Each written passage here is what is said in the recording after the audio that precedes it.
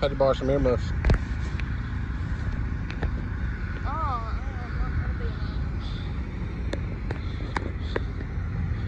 What are we doing here? Bolt out.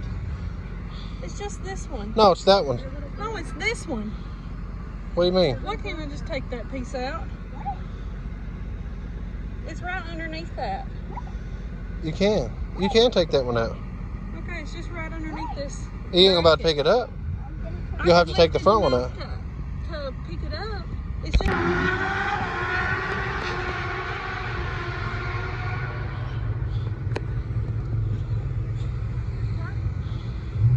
Uh-oh. Oh, they brought the go-kart. That's a bad little machine right there. Martin's here, Scotty and them's here. They're rolling in.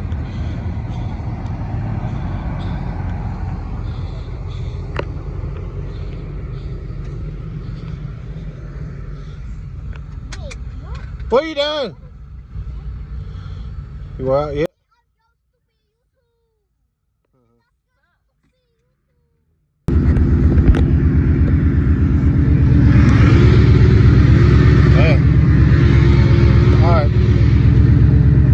Here is I've adjusted the compression and rebound on the car on the front. 14 compression, 7 rebound. These are Kelltrecs. That is a little stiff, but we are on the radial. We are on the radial. If you want them stiff on the radial slick, you'd want them loose. But we're on the radial. They said the prep pretty good, so we're gonna try to hit left lane. Got a little shade on the left lane right now. I don't know what the rear's on. We're just gonna roll with it. I'm gonna video the rear, see how it does, everything. We're gonna foot brake it, Creasy. Foot brake it, probably what, 330 hit? You gonna make a solo pass, or you gonna take one of the kids? Okay. Also, Creasy come up with something. I didn't even think about it.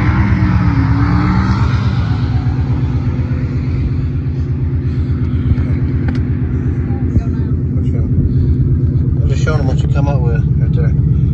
If you've been following for a while, I always put the seat belt. I always take it on the 18s and up. I always take it out right there and put it. I always put it in right here with these new brackets. It bolted right there perfectly. Bolted right in. Sure did. Let's go ahead and test the seat belt.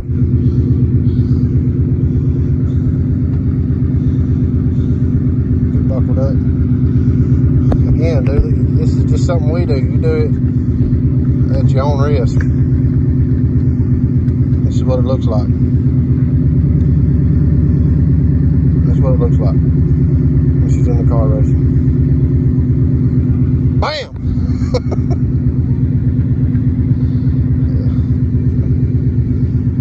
All right.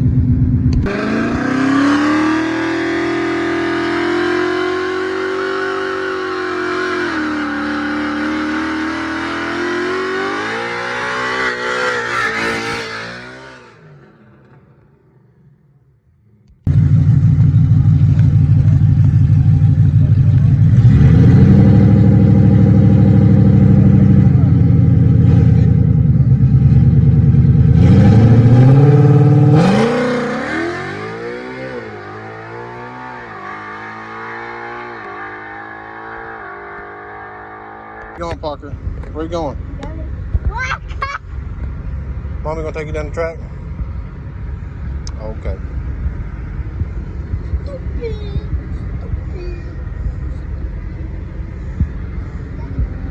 What, son?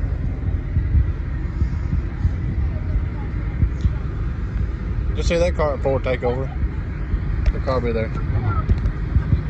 Don't get in the lane beside it, whatever you do. Trust me. You ready, Parker? Are you scared? You are scared? You just better hang on. Mommy gonna go slow. She ain't gonna hit it hard.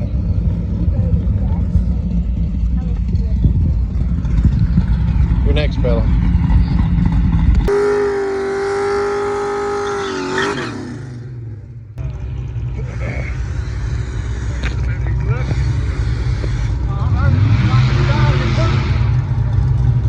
Wait, sort of like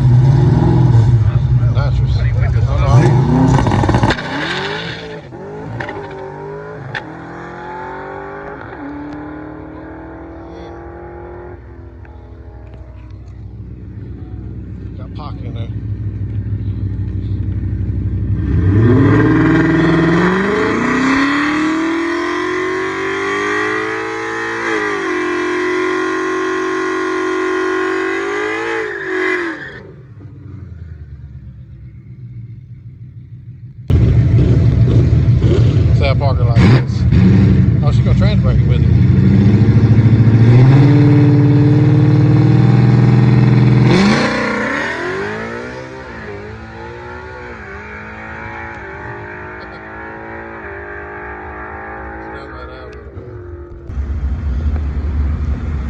Now the kids taking the ride, we're gonna get down to business here.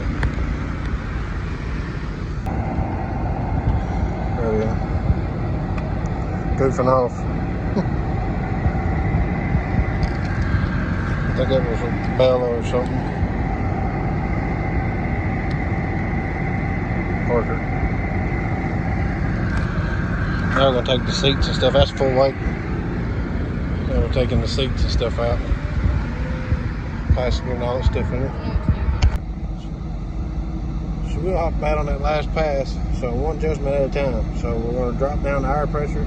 We're gonna check it, see what it is, which I've already checked it, to be honest with you. If it's up to 20 pounds, I'm gonna drop it back down to 18 pounds.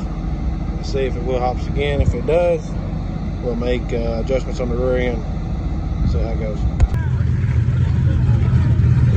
Scotty.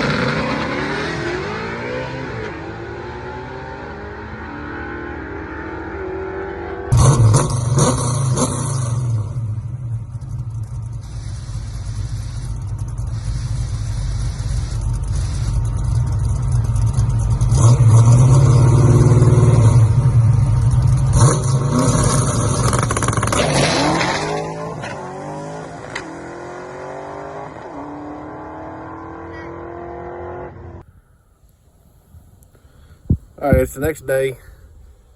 Got home a little late, get something to eat, took the kids, got all that stuff to eat on the way back. But I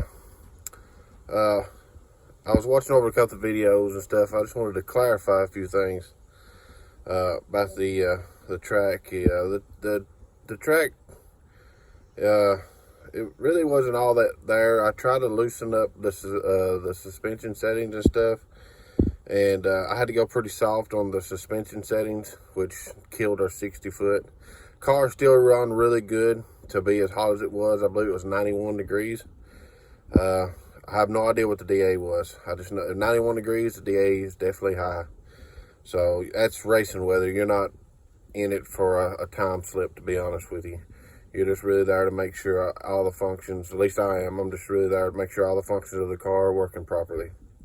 But we still laid down some really good times once we got the car in the appropriate trim mode and stuff. But something that I failed to mention the other day that I done with Chrissy, when you know, she lost it 100 pounds and stuff. I had to make adjustments on the seats, and therefore the brackets and all that stuff changed and stuff. With these different brackets and stuff that I had made and had them readjust and had them bring them up a little bit higher. When I used the Jigs universal brackets, they still set the seat down low and stuff. For it was a little too low. So what I done is I used the Fat House valve, the top brackets for the Fat House valve, which I'm going to show you here in a second. And they actually worked out really well for them. And then in the video, that's what we was doing in the video prior. What happens, we was moving it back. It put the seat too close to the steering wheel and she didn't like it, so we was moving it back one hole on the brackets, and in the process one of the nuts went underneath the carpet. We was trying to get it, gonna try to get the nut out from under the carpet, which we did and everything. But I'll turn the camera around here and show you. But right here's what I was talking about. See, that's the brackets I had made. See how high the the rise is on it. But I use the Fat House Fab bracket, and that's the way it's set up. Now this is the Kirky seat. This is not the jig seat.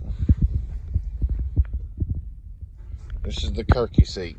This is, and I use this one. She's gonna keep this one. It's an 18.5 and stuff like that, which is a little bit big for her, but she's comfortable with this seat. She likes this seat, so I'm just gonna keep it. And it already has the holes drilled in it for her. And see, but see, there's other holes drilled in it for other mounts and stuff like that. But this is for her comfortable. This way it sets up, and she really likes it. Of course, you can tell how close it is. Now, I couldn't go up to this hole right here. The reason being is because, see how close it is? What? It's actually touching the ceiling right there. That's why I couldn't go up to the next hole. But again, when she only weighs 130 pounds now, and it's got to be pretty close. Which, you know, if something happens, that airbag's going to really hurt. It's a good thing she got a helmet on. But anyways, just wanted to clarify that about what I had to wind up doing to make it work for her really well. And it puts these brackets high, coming up higher and stuff. It put her up to where she can see well over the steering wheel and the dash really, really good, to see where she can see the chalks, to just in case if something happens. Because Bowling Green, I can't line her up at Bowling Green, NMRA. They won't let me do it. If I cross the lines, automatically the car's DQ'd. She has to do it all herself. So that's another reason why I've done it. It's important that I got her up high enough that she could see over the dash herself. Also, I don't know if y'all noticed or not, but I hide certain things inside my videos to see if anybody ever notices them. Put them in the comments and stuff like that. But so far, over the past videos and stuff, nobody's really pointed them out or nothing like that. But it's usually like a quick flash or something like that, and I'll usually put a little egg behind it. Nobody's never said nothing, but I've never said nothing either, so maybe I'll just throw it out there. Tell me if you see it, find it, whatever it is and stuff like that. But there's always usually quick flashes or something here and there in the video, but to find out what it is, there's an egg behind it. Kind of like an Easter egg, but it's an actual egg behind it to let you know what it is. Just, some people may know that I've done it to the car. Some people may not know that the car doesn't have it, does have it, or anything like that. But also, another question I want to address that I'd like to see somebody talk out in the comments there is, you know, you get these cars all the time. You do daily driver events and stuff like that, but run across, I keep seeing conversations about these nitromethane. Cars running on these nitromethanes and stuff like that. And there was a Camaro on nitromethane and stuff at the track. And I didn't video him. I neglected to video him and stuff like that. And car seemed like it run really good. It's all motor. But is it really truly, I mean, it was full interior and everything, but is it really truly a daily driver or a street car running nitromethane? Are you gonna drive that thing down the street, pick your kids up to the grocery store and everything, all that on nitromethane? Are you really? You know, I mean, if you got the money, yeah, you're gonna do it. But let's, you know I'm not going to. You know, I mean, I know how much this stuff is for 5 gallons. Just M5. You could do the 50-50 mix, and that's just as high too. I think it's like $100 and something for 5 gallons. The M5 it's up there too. I can't really remember the exact prices, but it's pretty high unless you live in Russia. Their gas is still like $2 a gallon, you know. Even for diesel, it's $2 a gallon over there. But anyways, let me know in the comments, you know, about that. And I also, you know, all you turbo guys and stuff out there, I've noticed a lot of these guys, these race promoters and stuff, are doing no trans brakes in the daily drivers. They consider that a sort of like a race car deal, you know. But here's my thing about it. You know, like on my Gen 2 car, I actually have a turbo 400 in it. The trans brake is on the side. Some of them's on the side of the trans brake. Some of them are in the transmission. On the side of the transmission or in the transmission. Turbo 400. You got these new age cars, 6R80s, stuff like that, 10R80s, all that stuff, and they're calling it a trans brake. Well, it may act and function as a trans brake, but it's activated by a boost release. You know, I mean, is that really a trans brake? I mean, is it really? I mean, it's electronics. You know, I mean, is it? It's a gray area there. But at the end of the day, in my opinion, it comes down to the race promoter. Will he allow it? He may not. Don't know. You know, just some comments, food for thought. Maybe we'll get to some of the comments. Be active down in the comments a little bit. Let me know what you think. But I got to go back to that time again. I got to go back to work. So I'll try to put out. When I come back home before takeover, I look forward to seeing all y'all. Come by and talk to me. I'm terrible with names. Terrible with names. If I see your face, I'll be like, hey, man, you know. I might call you by your screen name or something, you know.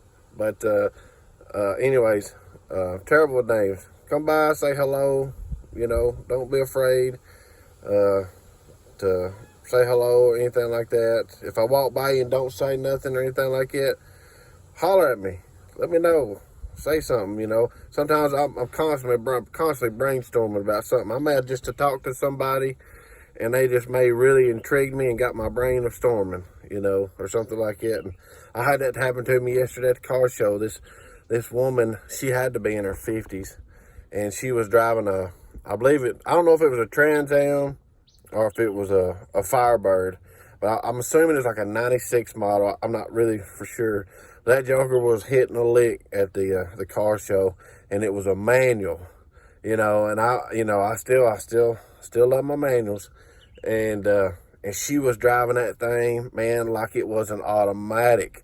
It wasn't bucking with her or nothing, buddy. You can tell that woman knew what she was doing. She knew how to drive that car, and she was creeping through the parking lot, in and out with that clutch. I mean, feathering it just right. I mean, man, you know, put a smile on my face. And this guy come up and talk to me like that there, and he had to holler at me 2 or 3 times. I said, I had to apologize to him. I said, man, I was just mesmerized by that woman back there driving that car, you know. But yeah, just come up and holler at him, you know, me or Chrissy, either one, you know.